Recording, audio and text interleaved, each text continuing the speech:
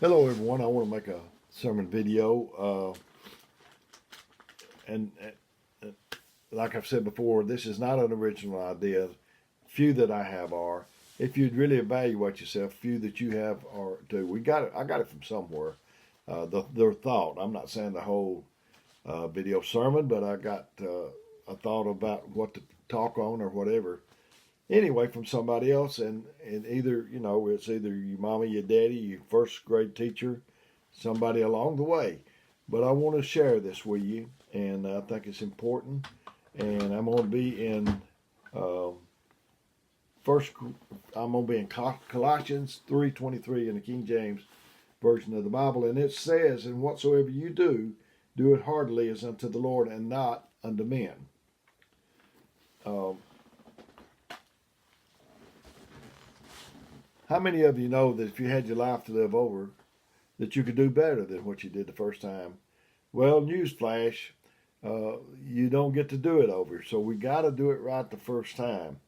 I want to put everything in uh, this first go round, this only go around. Ecclesiastes 9:10 says, "Whatsoever thy hand findeth to do, do it with thy might, for there is no work, nor device, nor knowledge, nor wisdom in the grave whither thou goest."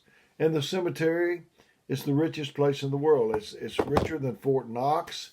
It's richer than the gold mines, the diamond mines. It's richer than anywhere. There's in the cemetery. There's talents that's never been used. There's songs that's never been sung. Love that's never been expressed. Apologies never been made. So don't take your song to the grave. Don't take your sermon to the grave. Don't take your testimony to the grave. Use it now while you're here. Philippians 4:8 says, "Finally, brethren, whatsoever things are true, whatsoever things are honest, whatsoever things are just, whatsoever things are pure, whatsoever things are lovely, whatsoever things are of good report, if there be any virtue, if there be any praise, think on these things." 100% is what we're talking about. If I had a washcloth and it was full of water and I started wringing it, uh, as long as I could get a drop out, I haven't got all of it out. Uh, I just wonder how different would your life be if you lived encouraged 100% of the time. We have an expression at our church, and I read to them about the woman coming in to Jesus and having an alabaster box of ointment, very precious, and she broke the box and anointed him.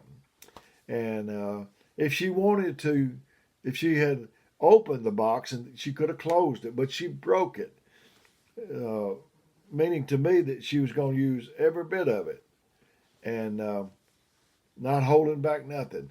I was preaching at Meridianville, and I heard a voice. It was Brother Tim Edwards, very good brother at our church, and he was saying, "Break the box, Brother Dale." When I preach, I'm not wanting to save part of it for another time. And today, doing this sermon, I'm going to try to give you everything that the Lord will give me. I'm not going to save it back and say, "Well, you're going to want to make another video sermon someday, maybe pretty soon." No, I'm going to give you everything that God wants me to if I can. How different would your thought life be? How different would your prayer life be? How different would your emotions, relationships, and perspectives be? Godly courage.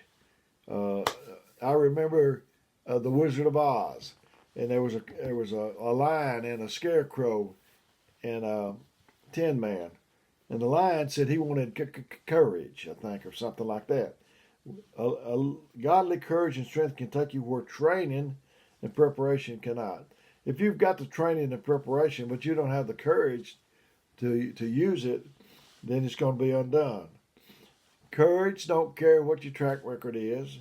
It don't care how many mistakes you made. If you can dust yourself off, I heard that if you fall 7 times, get up 7 times.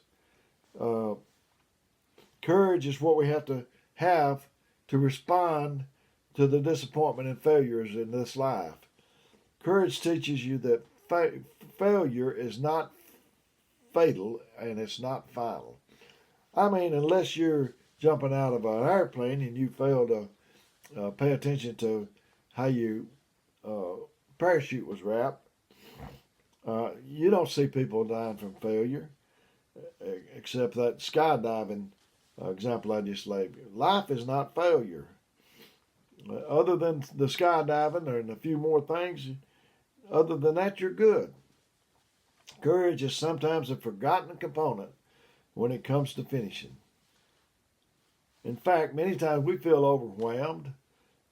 It's not that we've taken on too much, it's this we've taken on too little of what really strengthens us. You need to overdose yourself on courage every day.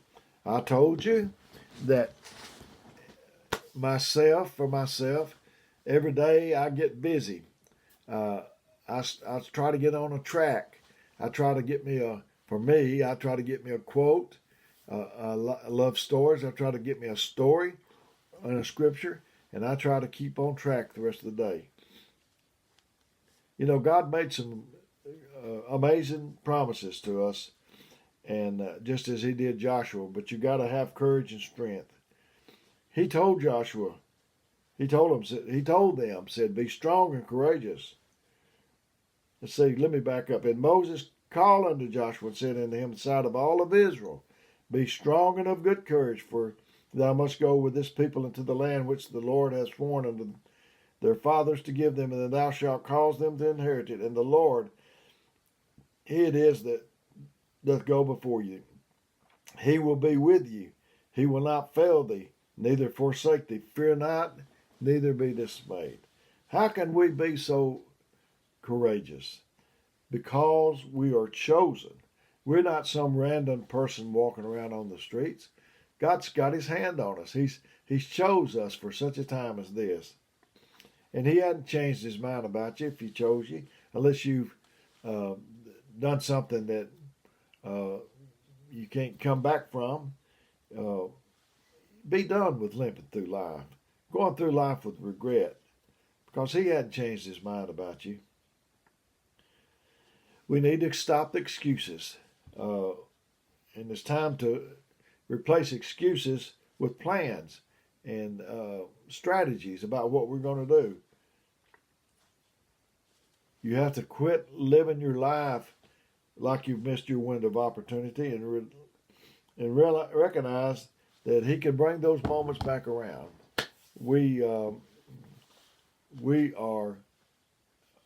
anointed and appointed to share in His abundant mercy. You need to take comfort in this. Mistakes, failures, setbacks, they don't change the destiny God's placed on your life. When you commit to a life of finishing, you can begin to recognize that God can turn your weaker moments into mighty comebacks just because you're chosen.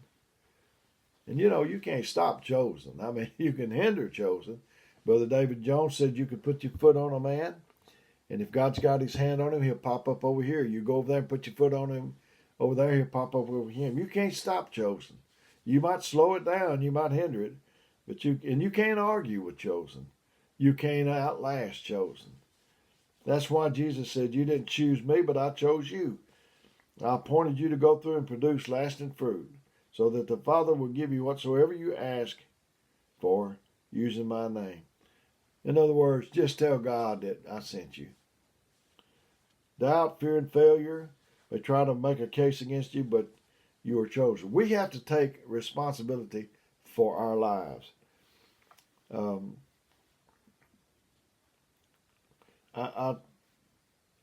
want to call the greatness out of you and remind you that God is not in love with a future version of yourself. He's in love with who you are right now. Distractions. Distractions suffocate promises. They always leave you feeling underdeveloped and use your fears to drive your life and make decisions for you.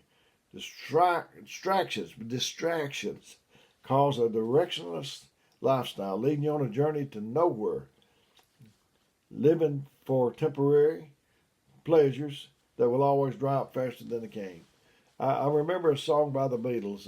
I guess I refer to songs by them because that was the most popular group of my day, but it's talked about a nowhere man making his nowhere plans. You need to have a place you're going to. You need to know what your it is, and you need to get about it. Distractions are paralyzing. When you are distracted, you limp through life with frustration of not producing what you were meant to do.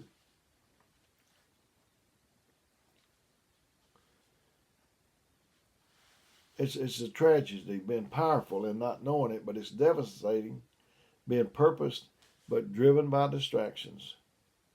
Finishers fight off distractions. We notice the impossibilities, the odds, and the distractions, but we refuse to focus on them. The Israelites focused too much on giants, the number of people, the size of their walls. Eventually, the distractions were all they focused, and it caused them to doubt that this could be their God ordained next step. But 40 years later, there was a new generation with two men leading them in the same land God promised them 40 years earlier. One of these men's name was Caleb, and the other one's name was Joshua.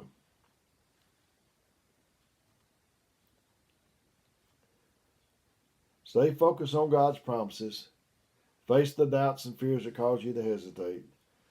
No longer should you suffocate under distractions because a different spirit, a different hope is inside you, and you decided to follow Him wholeheartedly. You know, Moses and the children of Israel went around the same mountain for 40 years. Should have took them just a few days. Are you going around the same mountain like a dog chasing its tail? Are you still with the issues that you were with 5 years ago? Are you still trying to butt your head against the same wall that you were butting your head against? Are you and your wife still arguing about the same things you were a year or 2 or 5 years ago? You ought to come further. Quit going around that mountain.